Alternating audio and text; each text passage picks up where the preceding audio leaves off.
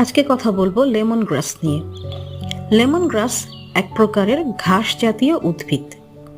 Lemon গ্রাস সাধারণত আমাদের দেশে থাই স্যুপ তৈরিতে ব্যবহার করা হয়, তাই এটা থাই পাতা নামেই পরিচিত। সুগন্ধের জন্য এই পাতার আরও নানাবিধ ব্যবহার রয়েছে। শুধু সুগন্ধ বিলানোই কিন্তু এই পাতার কাজ নয়। চায়নাতে মূলত এটি ঔষধি গাছ হিসেবেই পরিচিত।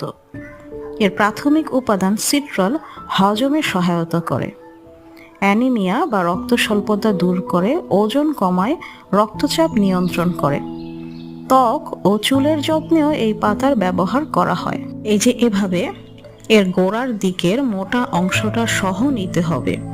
মূলত গোড়ার দিকের এই মোটা অংশটাই সবচেয়ে বেশি সুগন্ধযুক্ত। এই অংশটাকে হালকা